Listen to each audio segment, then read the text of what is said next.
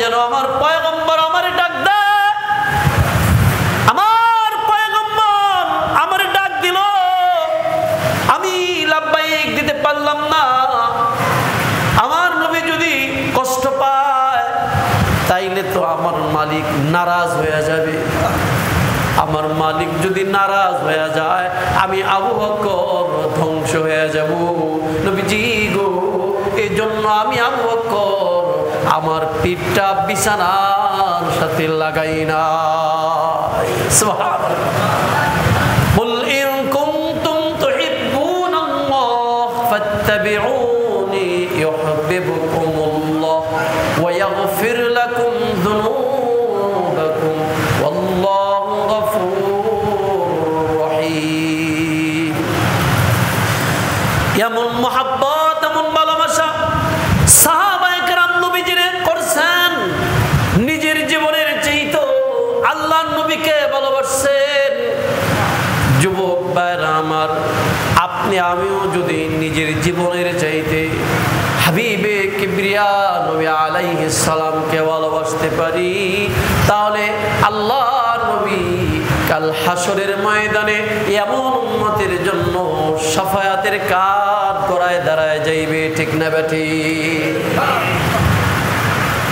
কাফের বেঈমানেরা ধাওয়া করেছেন, আল্লাহর নবী সিদ্দিক আকবরকে নিয়ে হিজরত শুরু করে দিছে।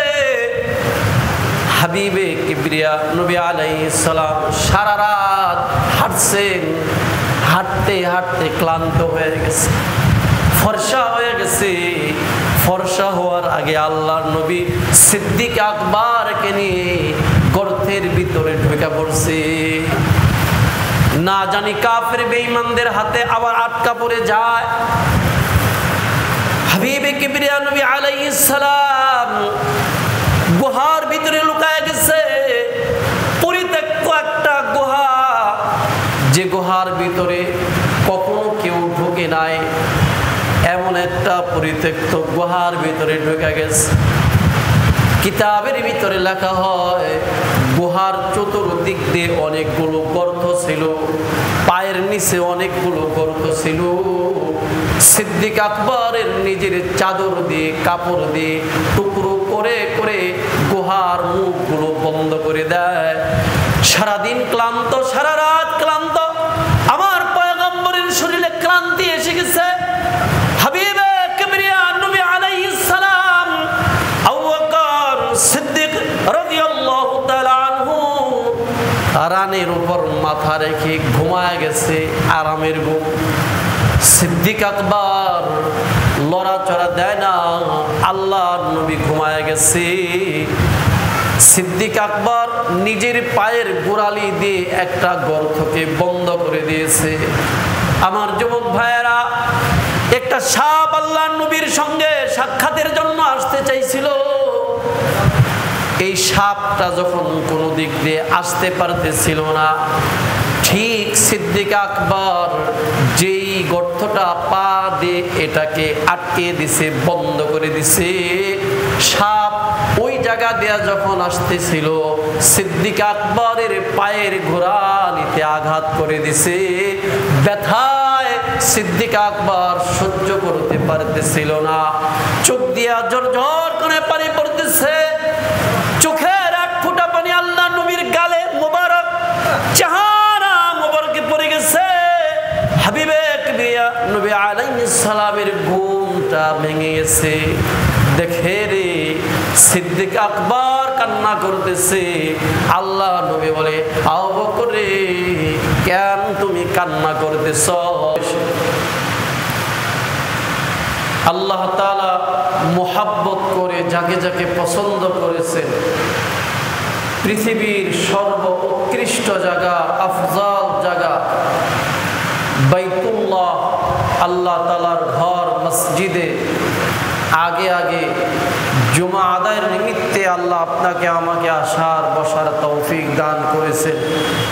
এই জন্য আমরা সকলেই কালিমাতুশ শুকর আদায় করি, আলহামদুলিল্লাহ। সমস্ত প্রশংসার মালিক আল্লাহ, যিনি আমাদেরকে মুসলমান হিসাবে দুনিয়ায় প্রেরণ করেছেন,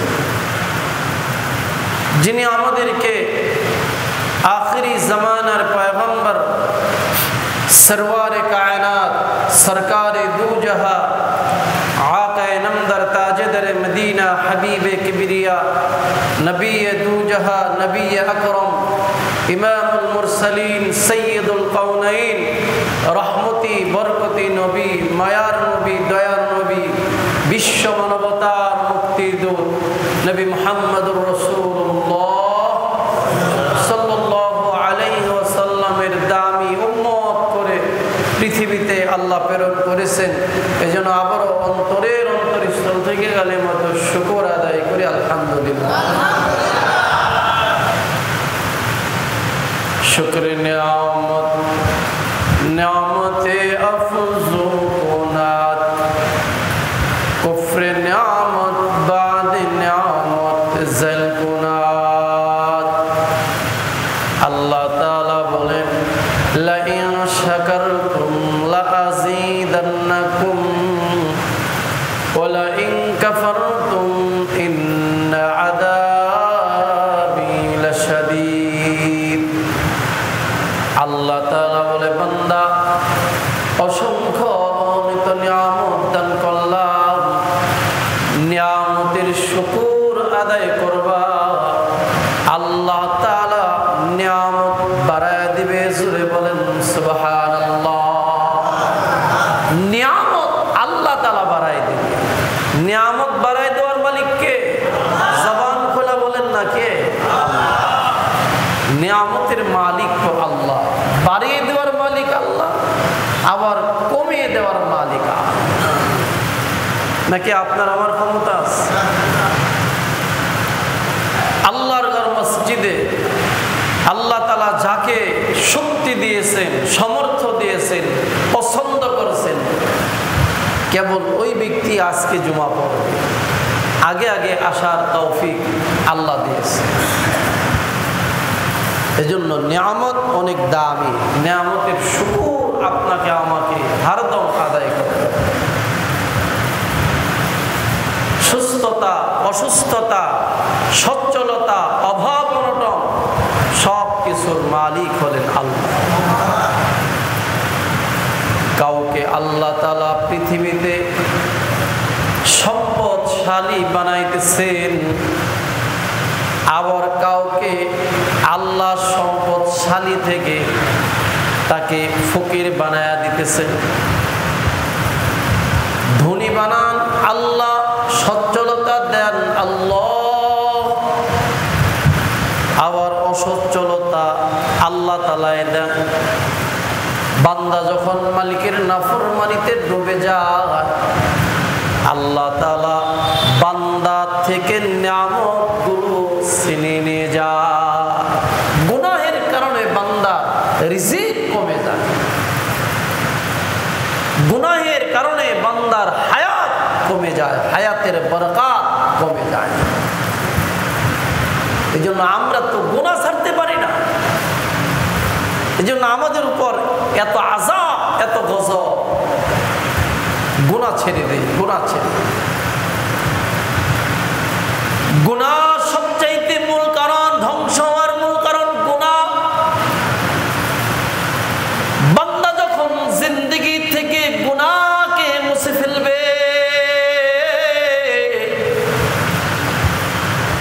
আল্লাহ তাআলা বান্দার দিলটাকে সাফ সুতরা করে দিবে।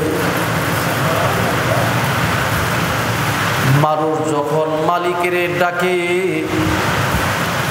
মানুষ যখন নেক আমল শুরু করে দেয়, নেক আমলের বদৌলতে আল্লাহ তাআলা বান্দার দিলের ভিতরে যে কালো দাগ পড়ে যায়, নেক আমলের কারণে, ইবাদতের কারণে আল্লাহ বান্দার দিলের দাগ, গুনাহের দাগ মুছে দেয়, দিলটাকে পরিষ্কার করে দেয়। সুবহানাল্লাহ।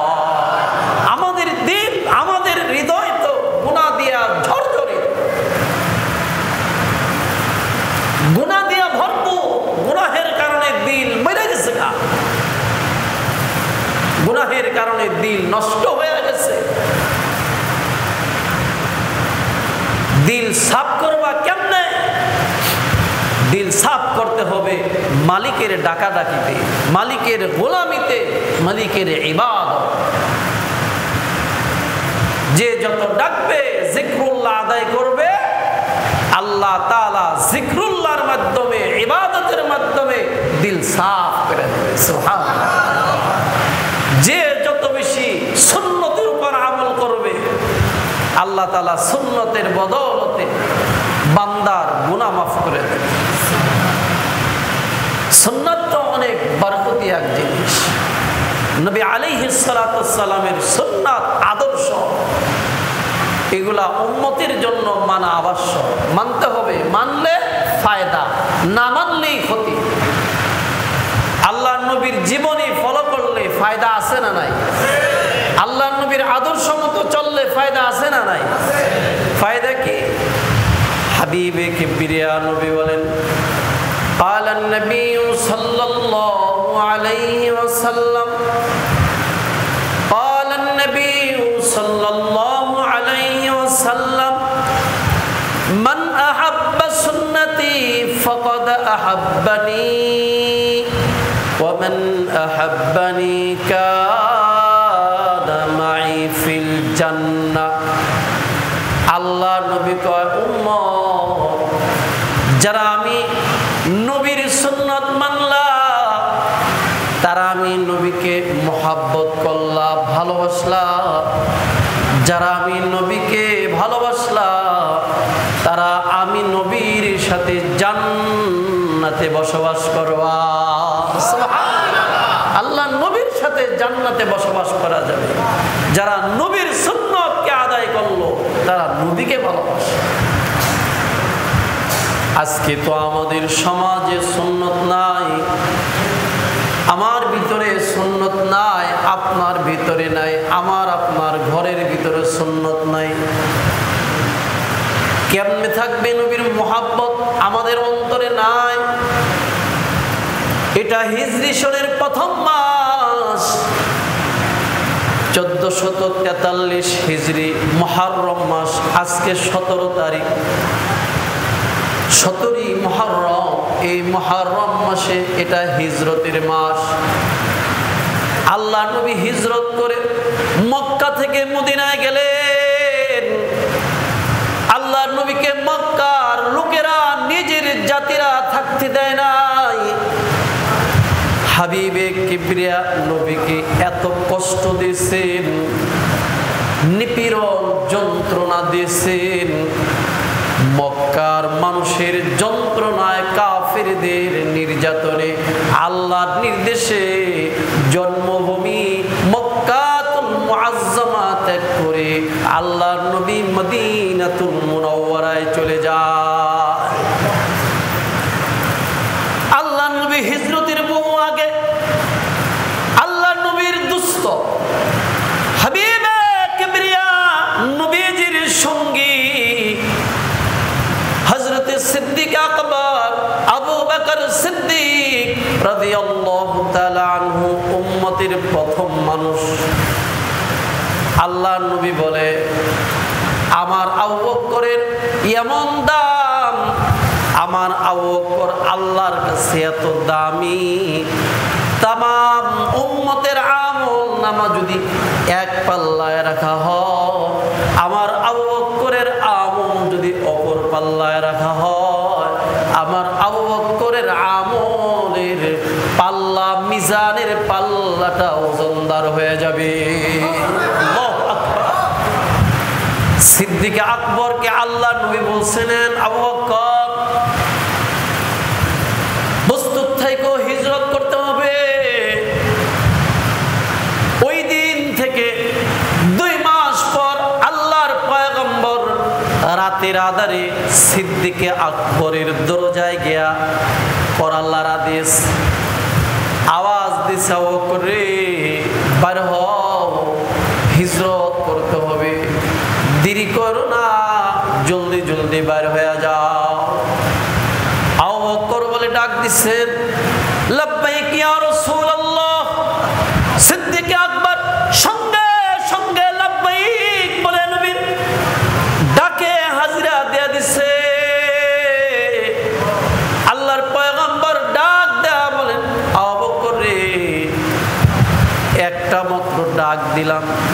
সঙ্গে সঙ্গে হাজিরা দেয়া দিলাম।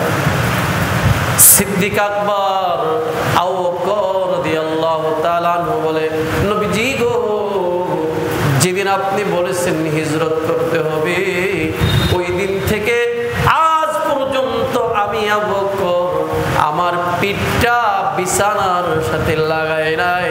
নবীজি গো, প্রতিদিন সন্ধ্যা থেকে ফজর পর্যন্ত আমি আবু বকর আমার পিঠটা ওয়ালের সাথে হেলান দেয়া দাঁড়ায় থাকি।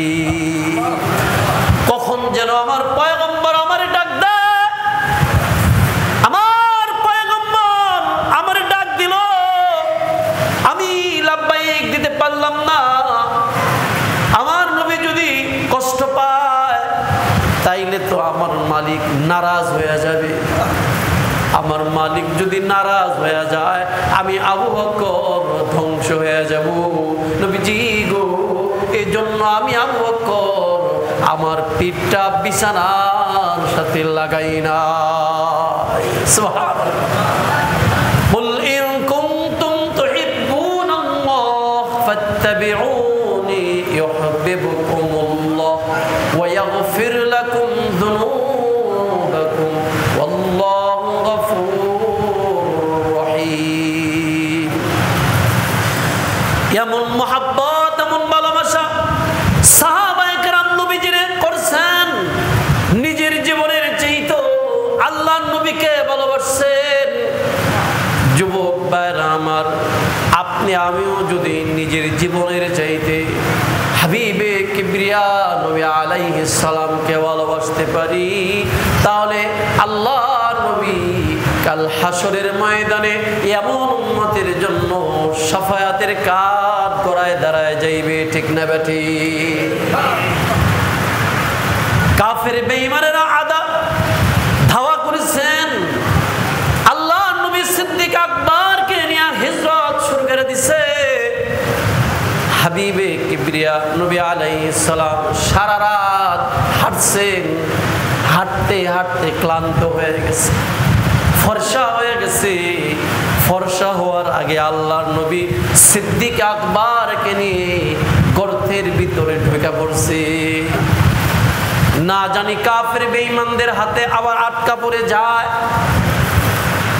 হাবিবে কিবরিয়া নবী আলাইহিস সালাম গুহার ভিতরে লুকায় গেছে, পরিত্যক্ত একটা গুহা, যে গুহার ভিতরে কখনো কেউ ঢুকে নাই, এমন একটা পরিত্যক্ত গুহার ভিতরে ঢুকে গেছে।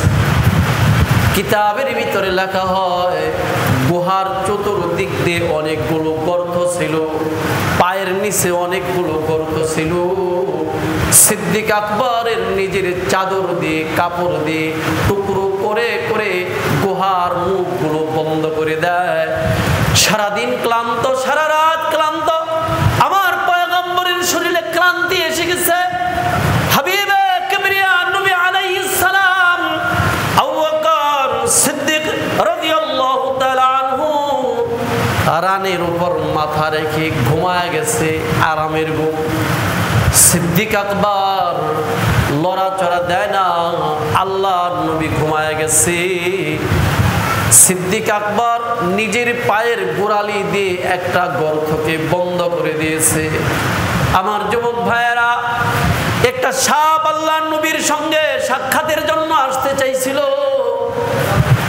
এই সাপটা যখন কোনো দিক দিয়ে আসতে পারতেছিল না, ঠিক সিদ্দিক আকবর যেই গর্তটা পা দিয়ে এটাকে আটকে দিছে, বন্ধ করে দিছে, সাপ ওই জায়গা দেয়া যখন আসতেছিল, সিদ্দিক আকবরের পায়ের গোড়ালিতে আঘাত করে দিছে। ব্যথায় সিদ্দিক আকবর সহ্য করতে পারতেছিল না, চোখ দিয়া ঝরঝর করে পানি পড়তেছে।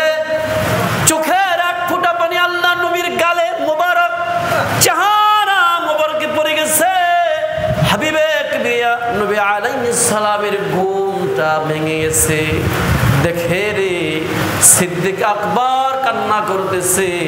আল্লাহ নবী বলে, আবু বকর রে, কেন তুমি কান্না করতেছ? সিদ্দিক আকবর বলে, নবীজি গো, আমার পায়ের ভিতরে বিষধর সাপ ধ্বংস করেছে। আমারে সবল দেয়া দিছে, কামড় দেয়া দিছে, ব্যথা আমি সহ্য করতে পারতেছি না। নবীজি গো, আমার চোখের অশ্রু আপনার চেহারা মোবারকে পড়ে গেছে। আবু বকর, তুমি আমারে কেন ডাক দাও নাই, আমারে কেন জাগাও নাই? সিদ্দিক আকবর ডাক দেয়া বলে, নবীজি গো, সারা রাত আপনি ক্লান্ত ছিলেন, আপনি পরিশ্রম করেছেন, এই শরীর নিয়ে, ক্লান্ত শরীর নিয়ে আপনি আমার রানের উপর ঘুমায় গেছেন। কেমনে আপনারে আমি ডাক দিই?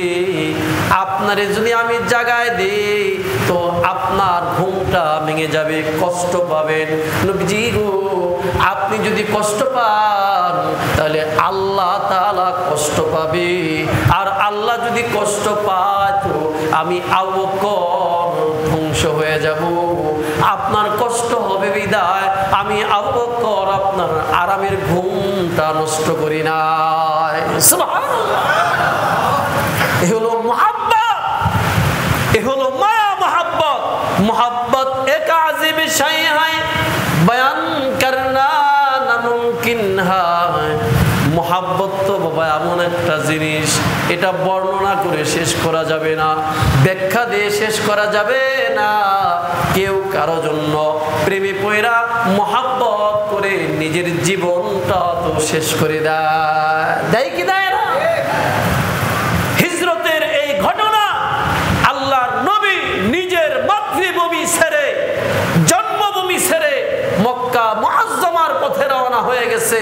কাফের বেঈমানেরা আমার নবীর পিছনে ধাওয়া করেছে। আল্লাহর নবী গুহার ভিতরে সিদ্দিক আকবরকে নিয়ে ঢুকে পড়েছে। হেফাজত করেছেন কে? কথা বলেন কে? ইতিহাসের কিতাবের ভিতরে লেখা হয়, কাফের বেঈমানেরা আমার নবীর পিছনে ধাওয়া করেছে। গুহার চতুর্দিক দিয়া কাফের বেঈমানেরা দাঁড়ায় গেছে। কাফের বেঈমানদের পা গুলো দেখতে পায়। সিদ্দিক আকবর ডাক দেয়া বলে, নবীজি গো, আমাদের মাথার উপর তো তাদের পা গুলা দেখা যায়, যদি একটু কি দেয় নিচু হয় তাহলে আমরা তো ধরা খেয়ে যাইব। আল্লাহ নবী কাও করে, ভয় পাও না, তুমি আমি দুইজন, আমাদের তৃতীয় জনকে কয় আল্লাহ, চিন্তা করো না, হেফাজত করবে আল্লাহ। আল্লাহু আকবার। হেফাজত করবেন মালিক, চিন্তা করো না। কিতাবের ভিতরে লেখা হয়, ওই গর্তটা সঙ্গে সঙ্গে মাকড়সার জাল দিয়া ঘেরাও করে। সুবহানাল্লাহ। আবার কেউ কেউ বলেন মাকড়সার জালের উপর কবুতর ডিম পালছে, কবুতরের ডিম দেখা যায়। কেউ কেউ বলে এটার ভিতরে লুকাইছে, আবার কেউ কেউ বলে না না, এটা তো অনেক দিনের পরিত্যক্ত একটা গর্ত, পুরাতন গর্ত, এটার ভিতরে কিভাবে যাবে? এটার ভিতরে তো মাকড়সার জাল বেঁধেছে, মাকড়সার উপর আবার ডিম দেখা যায়, সম্ভব না, এরা বোধহয় অন্যত্র পলায়ন করেছে। সুবহানাল্লাহ। হেফাজত আল্লাহ করেছে। হেফাজত করেছেন কে? আজও পৃথিবীতে যদি আপনি আমি আল্লাহর হয়ে যাই, আল্লাহ আপনার আমার হয়ে যাবে। সকল বিপদ আপদ থেকে হেফাজত করবেন কে? রক্ষা করবেন কে? আল্লাহ। এই জন্য আল্লাহর মুহাব্বত, আল্লাহর ভয় ভীতি অন্তরে ঢুকায় দেন। হাবিবে কিবরিয়া নবী আলাইহিস সালামের সুন্নাত নিজেদের ভিতরে আঁকড়ে ধরেন। হিজরতের মাস, হিজরি সনের প্রথম মাস, এই মাস থেকে আমরা ওয়াদা করি, প্রতিজ্ঞা করি, আমরা আমাদের জীবনটাকে সুন্নতের উপর গড়ব। আমরা আমাদের নিজের জীবনকে সুন্নতের উপর রাখবো। সুন্নতের উপর আমল করলে আল্লাহ তাআলার রহমত আর বরকত আল্লাহ তাআলা উম্মতের উপর বর্ষণ করবে। এই জন্য আল্লাহর পয়গম্বর বলেন, قال النبي صلى الله عليه وسلم قال النبي صلى الله عليه وسلم لا يؤمن أحدكم حتى أكون أحب إليه من والده وولده والناس أجمعين হাবিবে কিবরিয়া নবী বলেন উম্মত ততক্ষণ পর্যন্ত তুমি পূর্ণাঙ্গ ঈমানদার হতে পারবা না, মুমিনে কামিল হতে পারবা না যতক্ষণ না তুমি তোমার মা বাবা, আত্মীয়স্বজন, তোমার ছেলে সন্তান, তোমার ধন দৌলত, তোমার সব কিছুর চাইতে তোমার নবী আলাইহিস সালামকে বেশি মহব্বত না করবা, ততক্ষণ পর্যন্ত তুমি পরিপূর্ণ ঈমানদার হতে পারবা না। ঈমানদার যদি পরিচয় দিতে চাও, মুমিনে কামিল যদি হতে চাও, ও মুসলমান, আল্লাহর নবীকে সব চাইতে ভালোবাসতে হবে। নিজের মায়া, নিজের জীবন, মা বাবা, আত্মীয় স্বজন, নিজের সংসার, রাজনীতি, ব্যবসা বাণিজ্য সব কিছুর চাইতে বেশি ভালোবাসতে হবে। কাকে? কথা বলেন কাকে? নবী আলাইহিস সালামকে, হাবিবে কিবরিয়া নবী আলাইহিস সালাতুস সালামকে বেশি ভালোবাসতে হবে। আল্লাহর নবীকে চিনেন? চিনেননি আল্লাহর নবীকে? কথা বলে না, কেউ কথা বলে না। আমাদের কি হন? নবী আলাইহিস সালাম আমাদের কি? আমাদের কি? আমাদের নবী। আমাদের নবীর নাম কি? কথা বলেন, সবাই বলেন আমাদের নবীর নাম কি? আমরা কার উম্মত? মুহাম্মদুর রাসূলুল্লাহ সাল্লাল্লাহু আলাইহি ওয়াসাল্লামের উম্মত। কষ্ট লাগে যুবক ভাইয়েরা, মেসি, ম্যারাডোনা, নেইমার, আরো কত কিছু, তাদের নাম জানো, নবী আলাইহিস সালামের নাম জানো না। আরো কত খেলোয়াড়দের নাম জানো, সাহাবায়ে কেরামদের নাম জানো না, খোলাফায়ে রাশিদিন, 4 জন প্রসিদ্ধ সাহাবীর নাম জানো না। কথা বলেন ঠিক না বেদ? কি হলো? আমরা মুসলমান। এই জন্য আমার ভাইয়েরা, সুন্নতের তাবেদার, সুন্নতের পাবন হয়ে যান। আমাদের বুজুর্গরা সুন্নতের উপর আমল করছেন, আল্লাহ তাআলা তাদের মকাম বড় বাড়ায় দিছে। সুন্নত বড় বরকতি। এই জন্য যারা সুন্নত মানবে, আল্লাহর নবী আলাইহিস সালাতুস সালাম বলেন, সুন্নতের বদৌলতে আল্লাহ তাআলা তোমাদেরকে জান্নাত দান করবে। সুবহানাল্লাহ। একটা সুন্নত কালান নবী সাল্লাল্লাহু আলাইহি ওয়াসাল্লাম, আসসালামু ক্বাবলাল কালাম।